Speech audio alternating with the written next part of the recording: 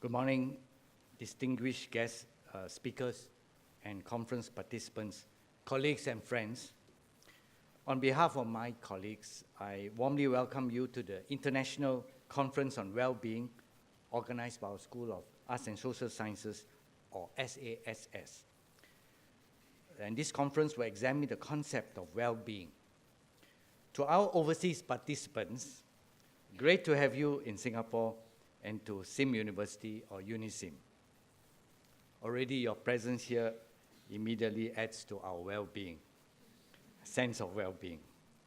Well-being is tied to many pertinent societal outcomes, such as family relationships, employment, health, wealth, and quality of life.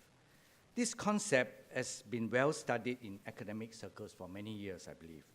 But it is only in recent years that it has taken on a whole new dimension, generating general public discourse. It has now come to the forefront of discussion by governments, and in particular, policymakers who recognize that a country's growth should not be measured exclusively by economic performance, but should also comprise other dimensions that reflect the quality of life and well-being. It's also nice to know that the authorities are now thinking of our well-being. One example is the government of Bhutan and its Gross Happiness Index, which highlights the need to move away from standard indicators such as GDP to measure the health of its country and people. At the international level, we have the World Happiness Report by the Sustainable Development Solutions Network, a UN initiative which highlights the importance for all societies to balance the pursuit of economic goals with social and environmental objectives to achieve sustainable development and attain higher levels of well-being for present and future generations. The latest report, released in 2015, put Singapore at 24th place for the 2012 to 2014 period. Looks like we Singaporeans are generally a happy lot. But I do wonder, we still grumble a lot in Singapore. Well-being means different things to different people. What's good for one may not be suited for another. For the uninitiated like me, many questions can be asked. It is multifaceted.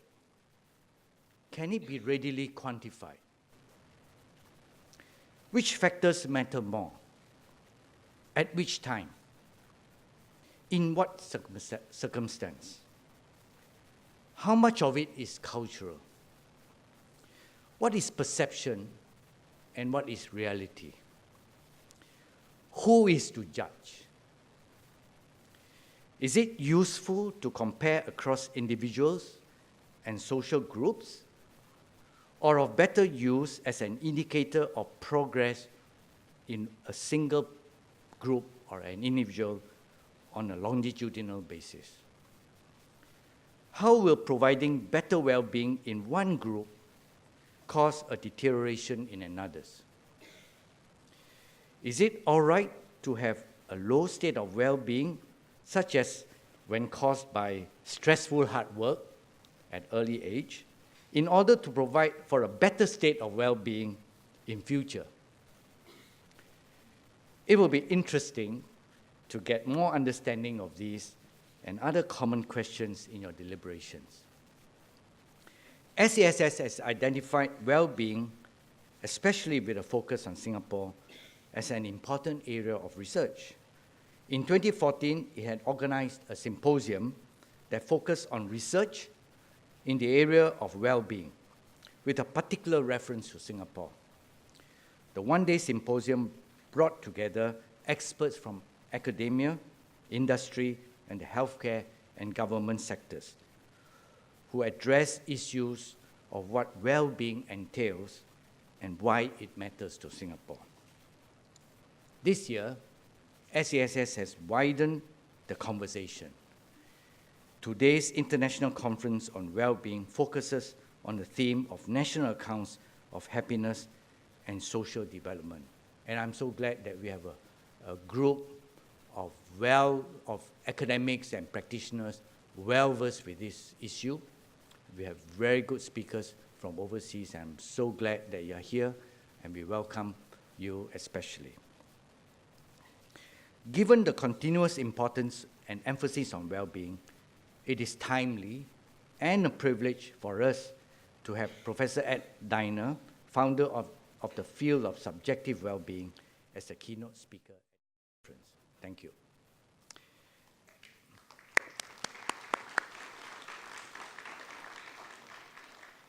SASS effort is aimed at assessing the well-being of Singapore's resident population, taking into account the many related dimensions, and to eventually construct a well-being index for Singapore that will not only identify factors unique to Singapore, but also allow for comparisons with major international indices on well-being. This conference marks an important step in bringing like-minded people to share experiences and new knowledge. We can all learn principles and good practices from one another here and adapt them for our own use in doing the greater good.